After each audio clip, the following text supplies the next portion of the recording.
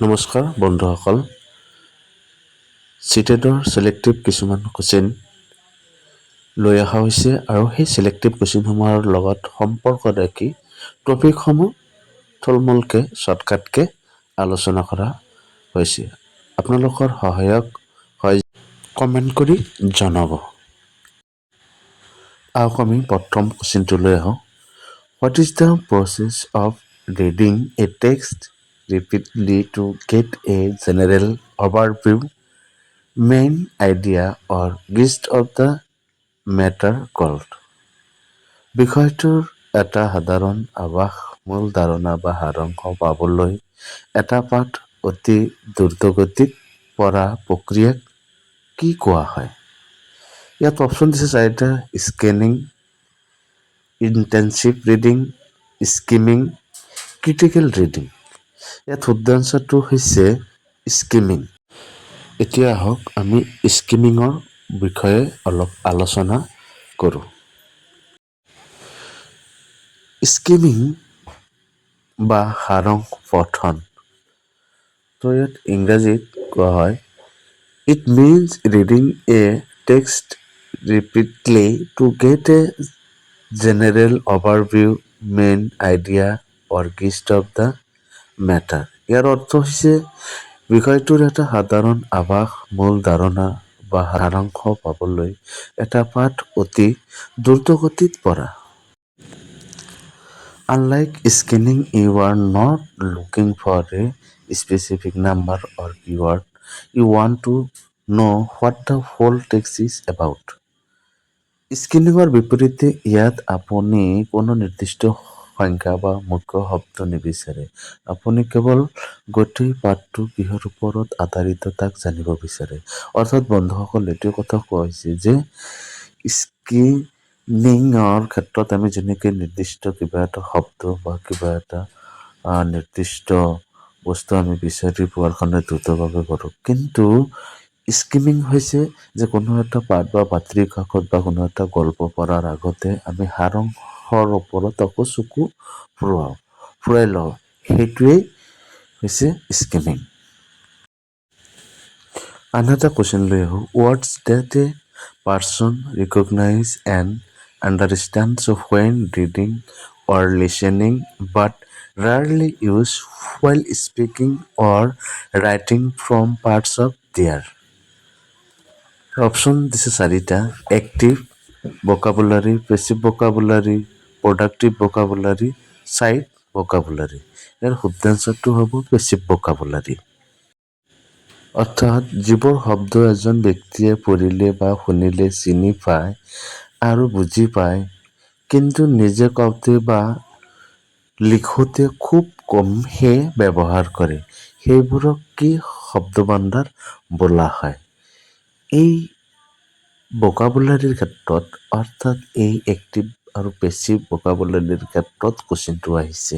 তেনেকুৱা কুৱেশ্যন মাজে সময়ে চিটেট পৰীক্ষাত আহিয়ে থাকে। তো এক্টিভ আৰু পেছিভ ভোকাবুলাৰীনো কি, সেই বিষয়ে আমি অলপ আলোচনা কৰিম। এক্টিভ এণ্ড পেছিভ ভোকাবুলাৰী, সক্ৰিয় আৰু নিষ্ক্ৰিয় শব্দ ভাণ্ডাৰ। Active vocabulary consists of words that a person understands and uses frequently in daily speaking and writing.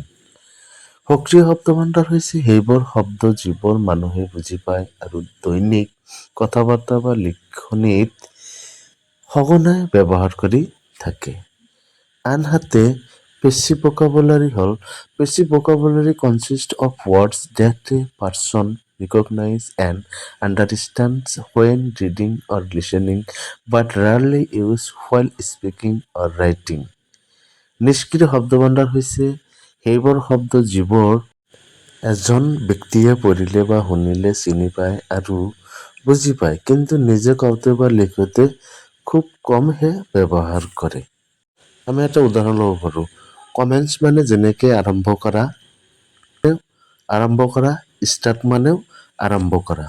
Suppose আমি যিকোনো কাম এটা কৰিবলৈ আৰম্ভ কৰাৰ আগতে আমি সদায় কওঁ যে ষ্টাৰ্ট কৰা, বা কাম এটা কৰাৰ আগতে কওঁ যে ষ্টাৰ্ট কৰা, কিন্তু কমেন্টছ মানেও আৰম্ভ কৰা।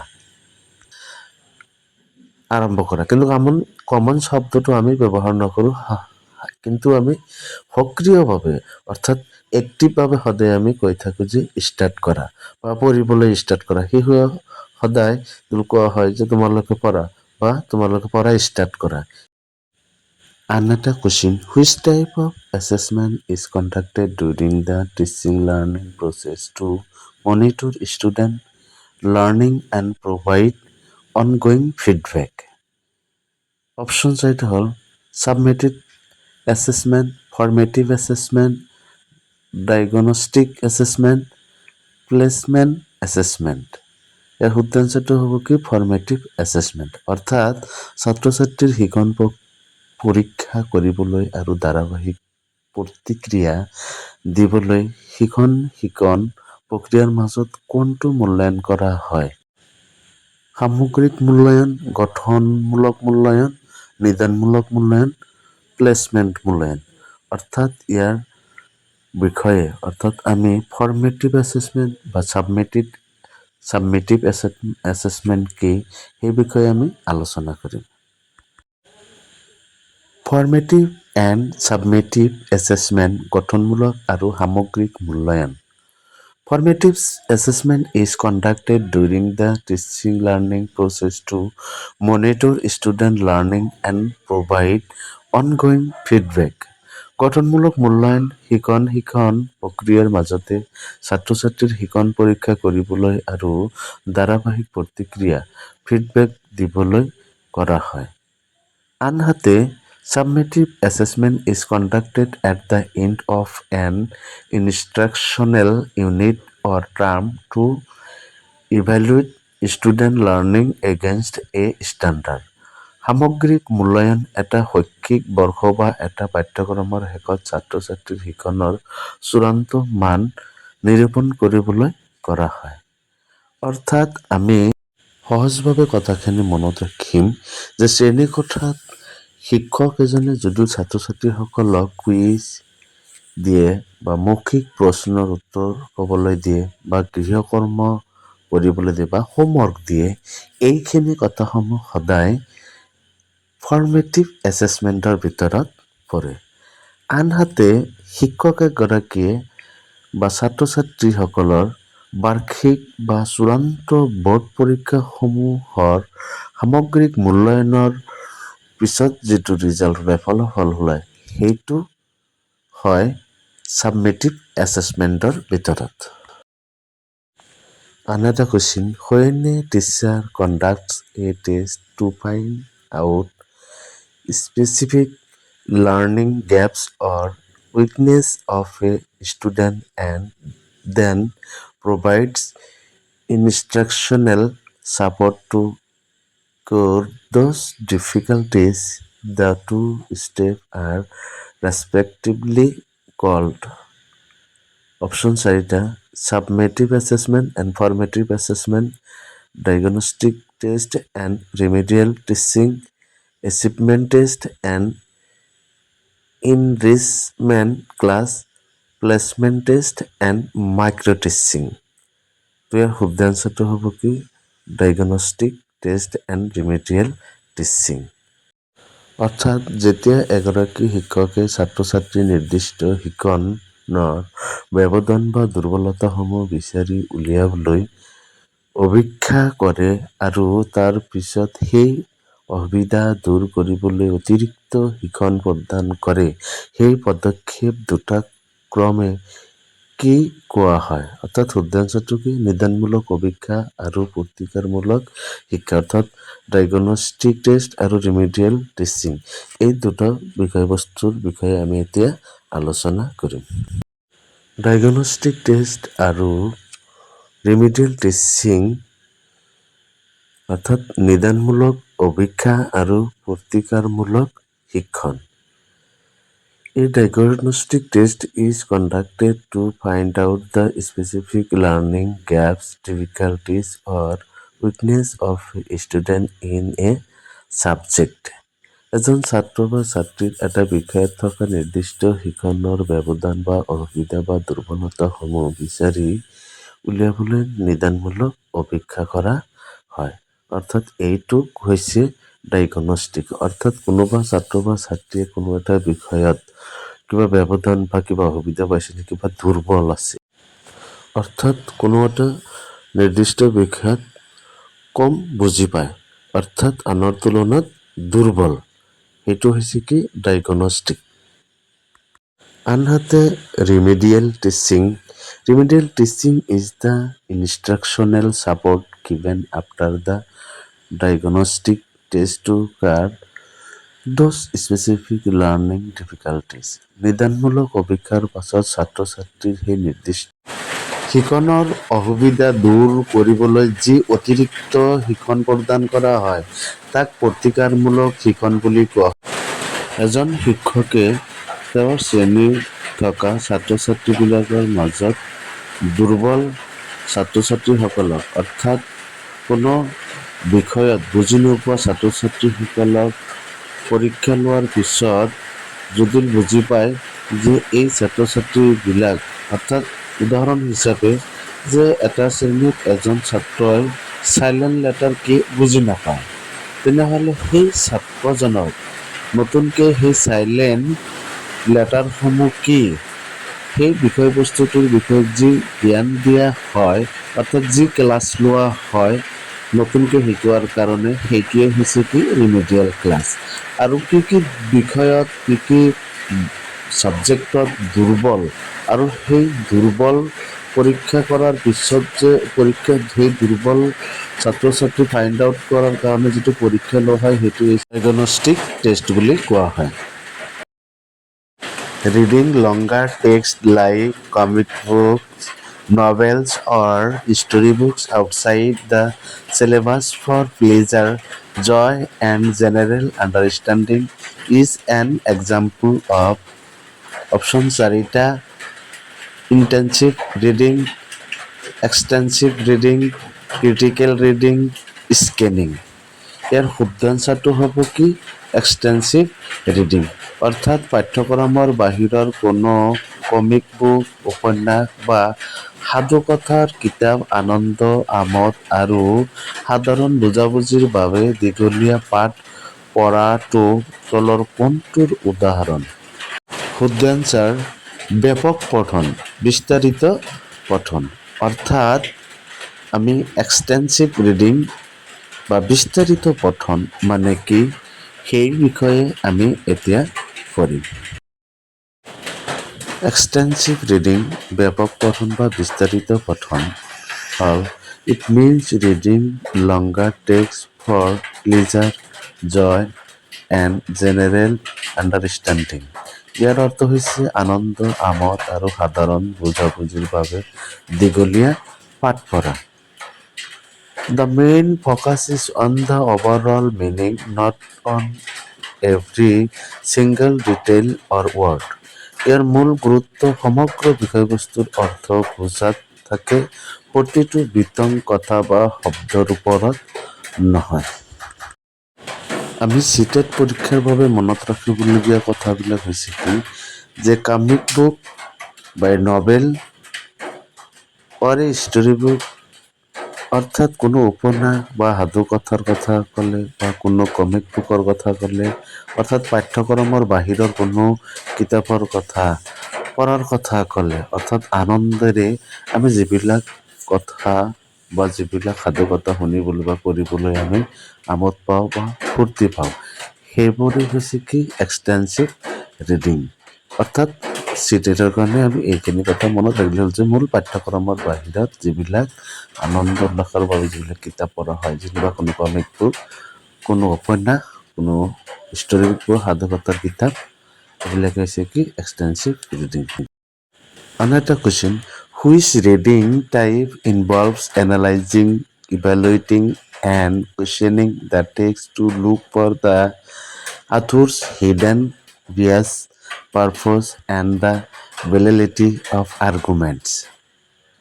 অৰ্থাৎ পাঠকক কেৱল গ্ৰহণ কৰাৰ পৰিৱৰ্তে ইয়াক বিশ্লেষণ কৰা, মূল্যায়ন কৰা আৰু লেখকৰ গোপন পক্ষপাতিত্ব বা উদ্দেশ্য আৰু যুক্তিৰ বৈধতা বিচাৰি উলিওৱাৰ সৈতে কোনটো পঠন জড়িত হৈ থাকে? ইয়াত অপশ্যন দিছে এ নম্বৰ স্কিমিং, 2 নম্বর দিছে ইন্টেন্সিভ রিডিং অর্থাৎ নিবিড় পঠন। সি ক্রিটিক্যাল রিডিং অর্থাৎ সমালোচনাত্মক পঠন। এক্সটেন্সিভ রিডিং অর্থাৎ ব্যাপক পঠন। ইয়াৰ শুদ্ধ এনচাৰ হ'ব কি অপশ্যন চি সমালোচনাত্মক পঠন অৰ্থাৎ ক্ৰিটিকেল ৰিডিং। এতিয়া আমি ক্ৰিটিকেল ৰিডিং কি এই বিষয়ে আলোচনা কৰিম। ক্ৰিটিকেল ৰিডিং বা সমালোচনাত্মক পঠন হ'ল it involves analyzing, evaluating and questioning the text rather than just accepting it. ইয়াৰ অৰ্থ হৈছে পাঠটো কেৱল গ্ৰহণ কৰাৰ পৰিৱৰ্তে ইয়াক বিশ্লেষণ কৰা, মূল্যায়ন কৰা আৰু প্ৰশ্ন কৰা। The reader looks for the author's hidden bias, purpose and the validity of arguments. পাঠকে ইয়াত লেখকৰ গোপন পক্ষপাতিত্ব বা উদ্দেশ্য আৰু যুক্তিৰ বৈধতা বিচাৰি উলিয়াবলৈ চেষ্টা কৰে।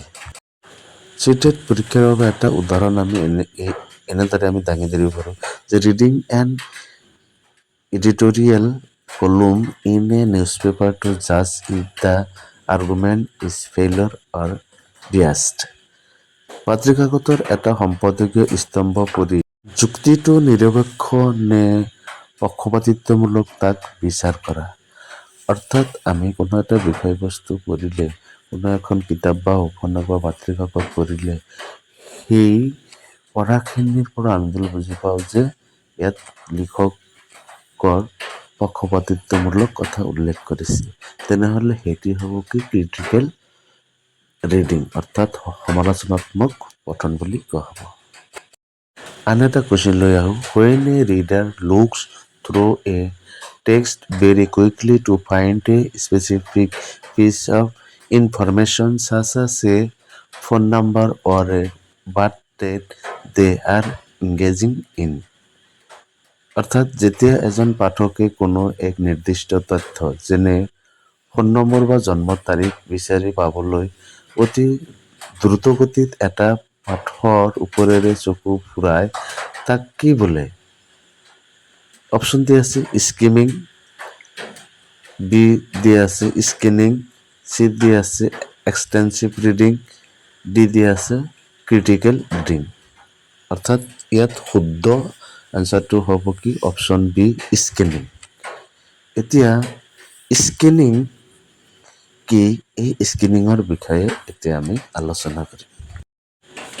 স্কেনিং বা দ্ৰুত অনুসন্ধানমূলক পঠন হ'ল it means looking through a text very quickly to find a specific piece of information. ইয়াৰ অৰ্থ হৈছে কোনো এক নিৰ্দিষ্ট তথ্য বিচাৰি পাবলৈ অতি দ্ৰুতগতিত এটা পাঠৰ ওপৰেৰে চকু ফুৰাই যোৱা। যে কোনো এটা বিষয়বস্তু আমি পাবলৈ অনুসন্ধান কৰিবলৈ হ'লে কোনো এখন কিতাপৰ ওপৰে আমি সেই বস্তুটো ওপৰে চকু দি ফুৰাই যোৱাটো বুজায়। You do not read the whole text line by line. You will search for keywords, numbers or names. আপুনি গোটেই পাঠটো শাৰীয়ে শাৰীয়ে নপঢ়ে, আপুনি কেৱল কিছুমান বিশেষ শব্দ কিৱৰ্ডছ সংখ্যা বা নামহে সন্ধান কৰে। অৰ্থাৎ কোনো বস্তু বা কোনো নাম বা কোনো এটা শব্দ কোনো এখন কিতাপৰ পৰা বিচাৰি ওলাবলৈ হ'লে তেনেহ'লে ওপৰে দ্ৰুতগতিত বা দ্ৰুতভাৱে অনুসন্ধানমূলক যিটো পঢ়া হয় সেইটো হৈছে কি স্কেনিং। অৰ্থাৎ আমি চিটেটৰ বাবে আমি মনত ৰাখিবলগীয়া কথাখিনি হৈছে কি আমি কোনো এখন ডায়েৰীৰ পৰা ফোন নম্বৰ বিচাৰি উলিওৱা বা অভিধানত এটা শব্দ সেই শব্দটো বিচাৰি উলিয়াবলৈ দিলে বা জীৱনীখনত জন্মৰ তাৰিখ বিচাৰি ওলোৱা। অৰ্থাৎ এনেকুৱা ধৰণৰ কুৱেশ্যন যদি থাকে যে কোনো এটা বস্তু বা কোনো এটা শব্দ অনুসন্ধানমূলক বিচাৰি উলিয়াবলৈ দিছে, তেনেহ'লে সেইটো কোনটো পঠনৰ লগত জড়িত হ'ব? অৰ্থাৎ স্কেনিং অৰ্থাৎ দ্ৰুত অনুসন্ধানমূলক পঠনৰ লগত জড়িত হ'ব। এই কথাখিনি ভালকৈ মনত ৰাখিলে হ'ল। আন এটা কুৱেশ্যন লৈ আমি আহিছোঁ। Reading a shorter text very carefully and deeply inside the classroom to understand every specific detail, grammar pattern and vocabulary is known as। অৰ্থাৎ প্ৰতিটো নিৰ্দিষ্ট বিতং কথা ব্যাকৰণ আৰ্হি আৰু শব্দ সম্ভাৰ ভালদৰে বুজিবলৈ শ্ৰেণীকোঠাৰ ভিতৰত এটা চুটি পাঠ অতি সাৱধানে আৰু গভীৰভাৱে পঢ়া কি বুলি জনা যায়। এইটো অপশ্যন দিছে extensive reading, skimming, স্কিনিং, intensive reading. অৰ্থাৎ শুদ্ধ এনচাৰটো হ'ব অপশ্যন ডি ইণ্টেনচিভ ৰিডিং। অৰ্থাৎ এতিয়া আমি ইণ্টেনচিভ ৰিডিং অৰ্থাৎ নিবিড় পঠন বা গভীৰ পঠন কাক বোলে বা কি সেই বিষয়ে আমি আলোচনা কৰিম। ইণ্টেনচিভ ৰিডিং নিবিড় পঠন গভীৰ পঠন। It means reading a shorter text very carefully and deeply to understand every specific details, grammar pattern and vocabulary। ইয়াৰ অৰ্থ হৈছে প্ৰতিটো নিৰ্দিষ্ট বিতং কথা ব্যাকৰণৰ আৰ্হি আৰু শব্দ সম্ভাৰ ভালদৰে বুজিবলৈ এটা চুটি পাঠ অতি সাৱধানে আৰু গভীৰভাৱে পঢ়া। This is done with full concentration and is usually practiced inside the classroom with box books। এই পঠন সম্পূৰ্ণ মনোযোগেৰে কৰা হয় আৰু সাধাৰণতে শ্ৰেণীকোঠাৰ ভিতৰত পাঠ্যপুথিৰ সৈতে ইয়াৰ চৰ্চা কৰা হয়। চিটেটৰ বাবে আমি মনত ৰাখিবলগীয়া কথাটো হৈছে কি সবিশেষ বোধগম্যতাৰ অৰ্থাৎ কম্প্ৰিহেনশ্যন প্ৰশ্নৰ উক্তিৰ উত্তৰ দিবলৈ শ্ৰেণীত এটা চুটি ইংৰাজী কবিতা বা বিজ্ঞানৰ অনুচ্ছেদ পঢ়া।